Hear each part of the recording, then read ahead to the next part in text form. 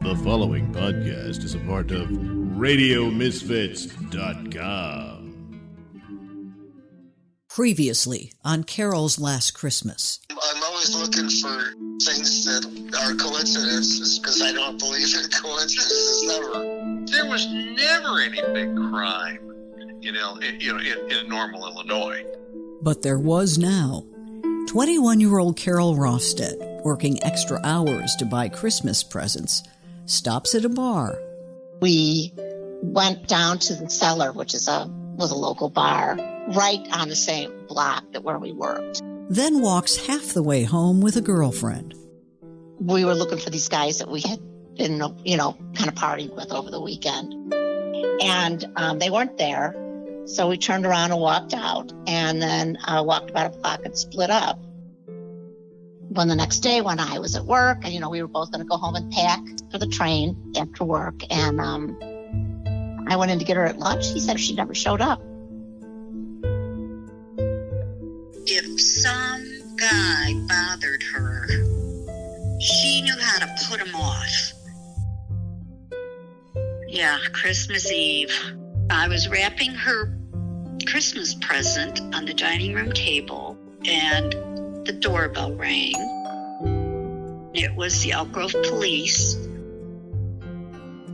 When something like that happens, it's like, wow.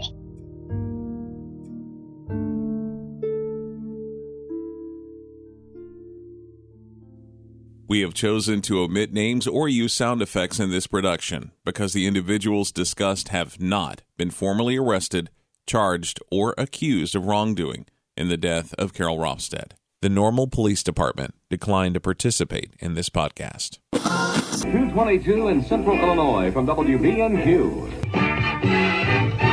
FM 101.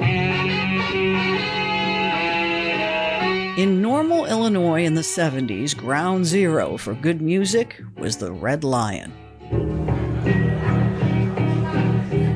The reason the Red Lion was here was because of ISU and the Illinois West. It was a members-only club, and there were a lot of members.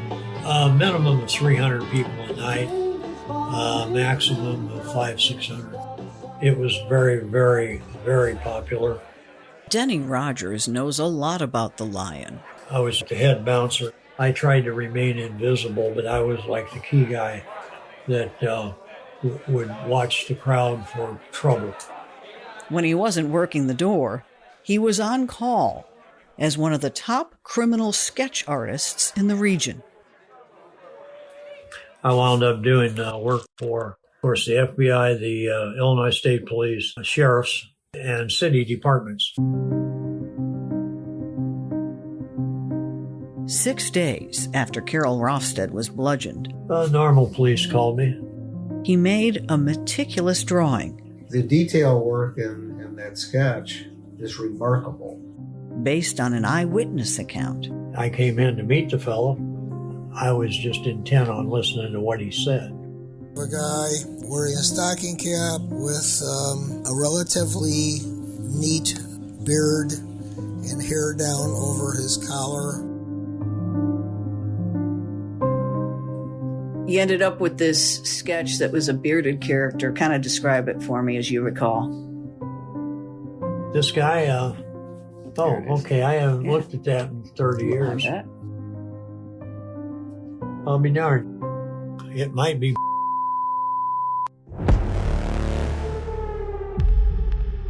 From Genuine Human Productions, this is Carol's Last Christmas. I'm a criminal, so despicable, done the unthinkable, and then it feels good to be a criminal, so despicable, done the unthinkable, and then it feels good. Chapter 3, Chasing Ghosts.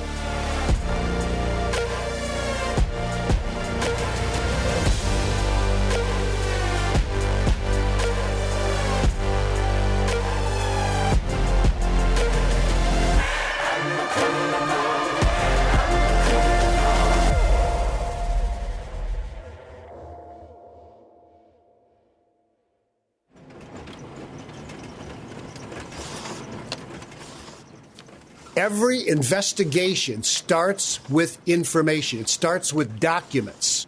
Our reporting for this series is based on hours of interviews and phone calls and hundreds of pages of official documents obtained through the Freedom of Information Act.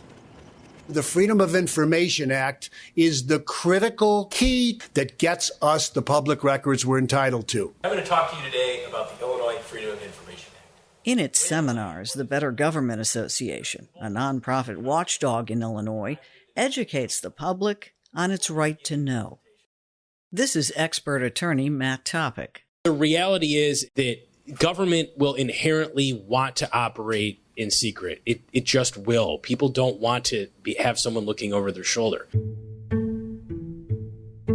The police reports we eventually got are heavily redacted. That means names, addresses, and lots of key information is simply blacked out, like a page full of zebra stripes. During my talk with Blacked Out, I learned that a person named Blacked Out had made the statement at a party that he was the person that killed Carol. What you're left with is a puzzle with a lot of missing pieces. Challenging, but not impossible. Down toward the bottom of the page, they did make one mistake where they blacked out everything else. The guy that beat his wife and put her in the hospital for 2 months, they neglected to eradicate that his first name was Robert. So that's a tiny little clue in itself. We can cross-check that. The earliest pages of the Rofstad case file contain a detail that would disappear as the investigation progressed. The possible evidence of a sexual attack.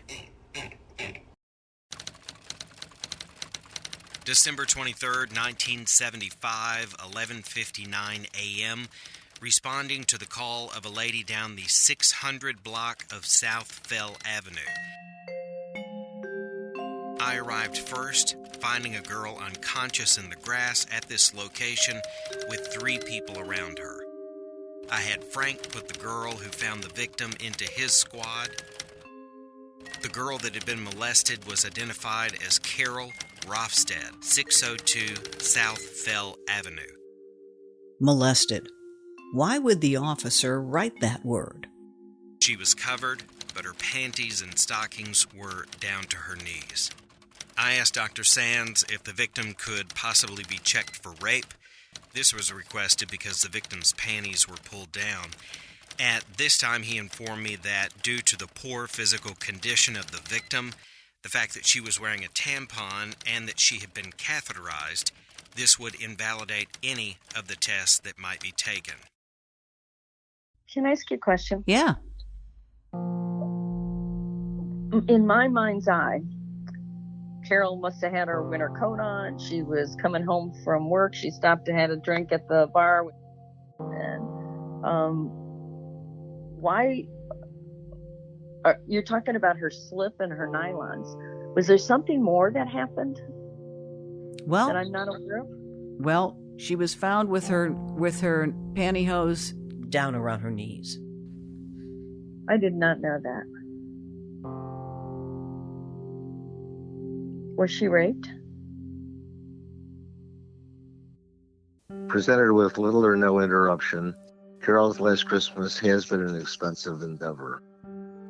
If you appreciate our work, please consider making a donation to help.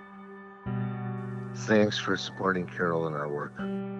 Visit patreon.com/Carol's Last Christmas. The victim arrived at the hospital at 12:05 and went directly into the emergency room. When asked if she believed Carol was raped, the nurse stated that she didn't think so because she was having her period and the Tampax was not out of place. I don't know what all they test back then. This is one of Carol's sorority sisters. Because it was only like fingerprints at the time. But I'm thinking, the purse, they took out the wallet to see if the money was in there. They took her clothes off. But if I heard her pantyhose at the time were pulled down, it maybe looked like a rape. True or not, One of my sorority sisters, I'm not 100% sure, but I think her father was a police officer at that time that worked on the case, and we heard some things from her that weren't public. Police had told the newspaper and the public that Carol had been examined for rape. We know from the files that wasn't true. You know, he didn't sexually assault her or anything like that. It was... Well, he might have. This retired financial advisor was a student back then. Well, that's what the article says no, but maybe he did. I don't know. It wasn't uncommon then to hush up rapes on campuses. Experts say they're still underreported by universities today. The case file shows a woman had been abducted from campus and raped less than 2 weeks before Carol died. Just kind of flat out said, nope, she wasn't sexually assaulted. Case closed on that front. This is Genuine Human co-producer Ali Daskalopoulos. Okay, sure, maybe. But in terms of DNA, I think there would have been tons of DNA that you could have recovered from that, especially if they never tested it for anything at all. I mean, I'm sure they wanted to spare the family, but if I was the family, I would want to know every detail. They kept saying there wasn't a lot to go on, and they threw out, her hair and her stomach contents, and now I realize that it was that they didn't perform the rape exam, partially clothed and all that. I mean, it was not robbery, which they kept telling us it had to be robbery. Thursday, April 10th, 2008. Normal police were locked into a lot of questionable narratives. Listen again to the only police recording released to us, a 2008 status meeting with the Rofstad family. Remember, that's 33 years after the crime. Homicide case. Now, do you have good evidence that there was two people from the eyewitness? One of the people that I want to talk to is the eyewitness. December 29th, 1975. Detective Sadler advised he had a potential witness to the murder. He left Springfield, Illinois between 8:30 and 8:45, heading toward Normal. When he got into town, he proceeded north on Clinton Boulevard up to Fell. When he got to 602 South Fell, he observed a dark-colored car parked in the front of 602. He had to swing around this car. As he did, he glanced to his right and observed two white males and a white female in the yard. One of the white males was tall, approximately 6'2", 200 pounds, with a beard that was 2 inches long. He was wearing a dark brown stocking cap and full-length army-type overcoat. The other white male was shorter than the girl and had his arms outstretched as if he was blocking the female from walking by him. The female was described as having long, light brown hair and was staggering with her head down and slightly bent over. The guy that we talked to was like passing and was not long. He knew something was up, and I don't think he saw the actual hit. I think what happened was he was the one that saw people up there at the top of the hill. Does he live in America? I haven't looked it up yet. I haven't got. He was a foreign exchange student or something. Artist Denny Rogers. I came in to meet the fellow. Now the fellow, I had this distinct feeling that he was from another country, but I could have been wrong because he had something of an accent, and he had the appearance of skin tone, I'll put it that way, of somebody from, another country. I couldn't identify, what he was. I was just intent on listening to what he said. Mm-hmm. There were two different composite sketches done in conjunction with this. Again, retired Chicago detective George Seibel. And one was probably discarded in favor of the other. Blank gave us a composite of the large male subject with the help of Detective Linsky from the Bloomington Police Department to provide a profile sketch of the larger male subject. After this, Denny Rogers, an artist in Normal, was contacted and he came to the Normal Police Department where he made a life drawing of this subject. You signed your composite sketch in this particular case. Did you always do that? I did for a reason. And the reason was so that other cops could find me.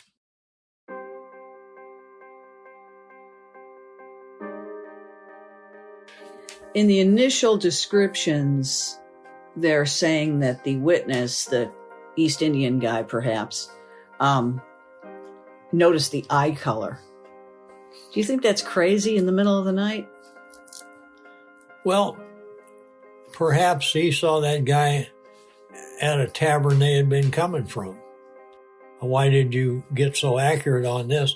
I don't know. That never came out. I don't know. Someone told me that the sketch, the composite sketch, looked the most like the person they thought did it. Let me ask you about green eyes in the night. It's absurd.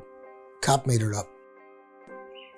They had decided that they thought they knew who did it. They had met him, and they knew he had green eyes.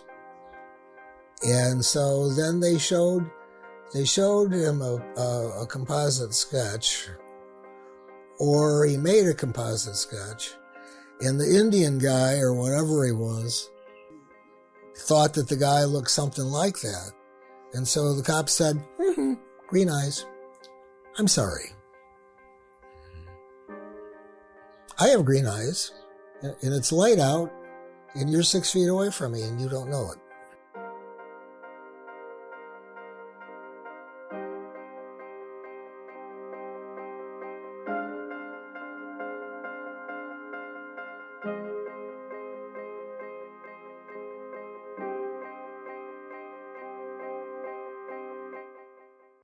Presented with little to no interruption, Carol's Last Christmas has been an expensive endeavor. If you enjoy our work, please consider making a donation to help. Visit patreon.com/Carol's Last Christmas. At the tone, please record your message. If and when you get a chance, if you give me a call back, I'll figure out some stuff that we wondered about.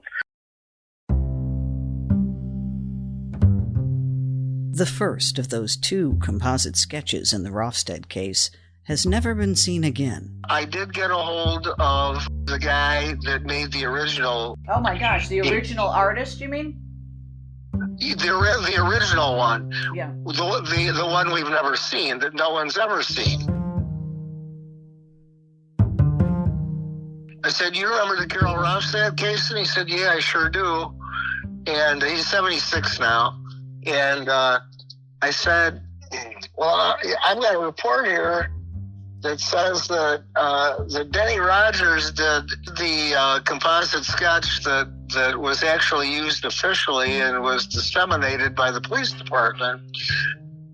But there's five or six different police reports that make reference to the fact that you did one before that. Mm-hmm. So I said, well, who the hell was the witness to that? And he said, I'd be lying if I said I remember anything about that. He did do some kind of composite on that case, but he has no idea anything more about it. Okay, just put on your police hat. Why would you want 2 sketches? Because the first one didn't come out right. They created a sketch of somebody, and it didn't suit their needs.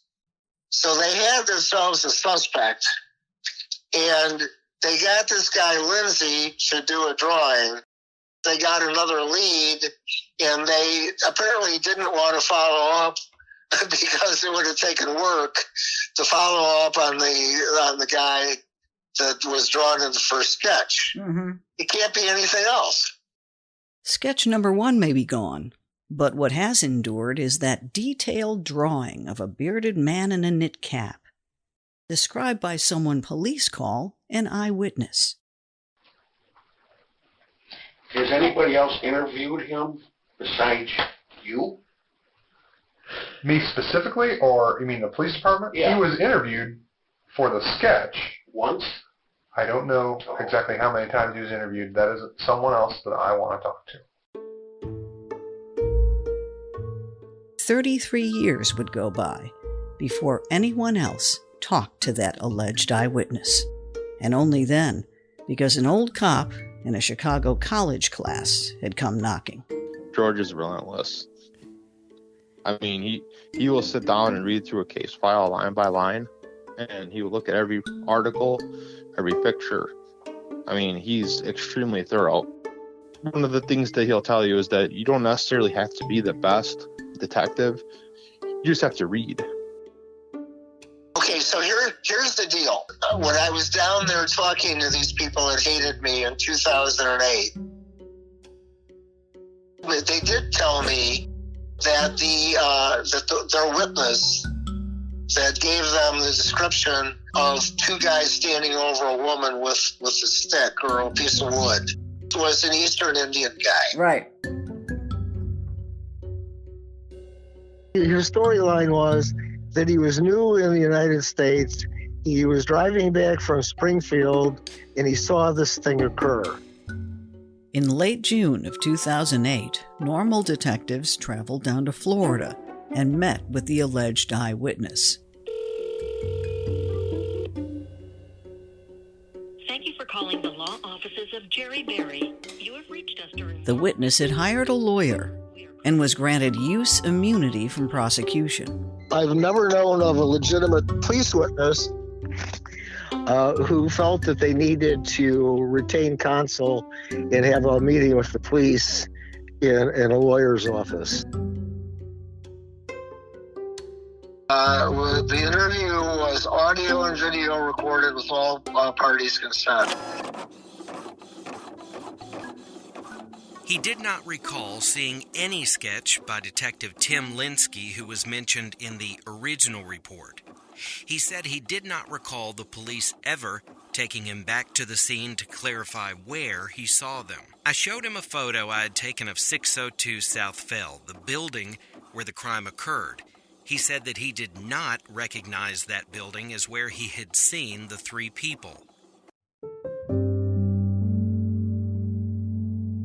He never could say that. He said, well, it might have been here and it might have been there and it might have been elsewhere. After they left Naples, Florida, and they had nothing, to the cops' credit, they went out and did rolling vehicle filming of Fell Street and surrounding areas. And so he makes a reference and says, my client so-and-so did not recognize the house with the pillars, and that would be, I confirmed that the sorority house had pillars. And then it said, as they were rolling along, they were going from smaller numbers to larger numbers, apparently. And he said that the place where all this happened looked more like the building at 505 South rather than the sorority house. There's no reason to tie any two guys, tall and short, with beards, with the killer in the case. The killer could be any person who was alive on that day in that city. The record is clear. Both current and former normal police officers have admitted the sketch is unreliable. And they've known that since 2008. The Rofstad family is frustrated. A lot of people will get missed if they think there's two men when maybe it was one man or two men, whatever, who didn't look like that. and to have it up for all those years. And we didn't think it was helpful. We said, can you take that down? And they went on for 13 more years. And if you go, I checked the website today. The picture of the composite sketch of the one guy is still on the website. Yep. 13 years later.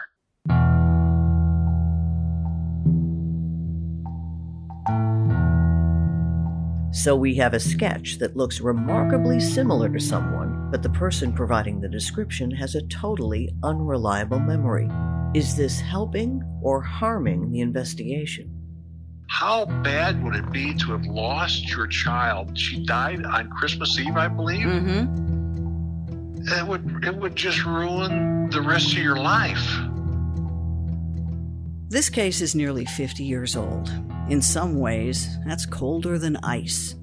But decades without adequate review has only made it worse. An alleged eyewitness never taken back to the scene.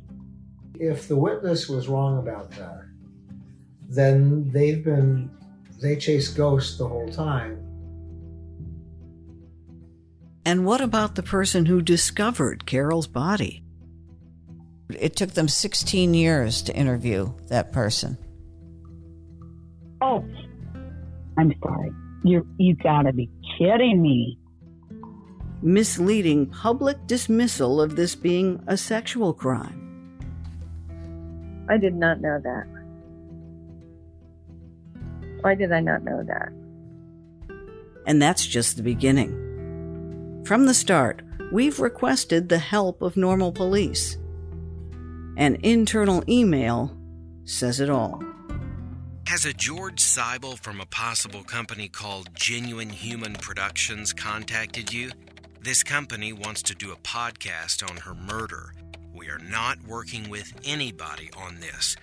I won't be answering any questions about this case. NPD is not working with this guy. What's a podcast anyway? Next time on Carol's Last Christmas. It was tragic, but it was laughable that somebody gave a murder weapon away to a college instructor and the guy had it hanging in his frickin' office. We're not going to have a trophy hanging on the wall. Was it a baseball bat? Was it a 4x4? Was it a 2x2? 2 Polaroids of exhibit number 4 before and after original package removed. And like exhibit number 4 is the piece of wood with red stuff on it. With instant news the way it is and everything, there would be 2 million likes by this time tomorrow if we posted that evidence today. And I believe everything you hear. Oh, I'm worse than you say my dear. A beautiful nightmare, the usual fanfare.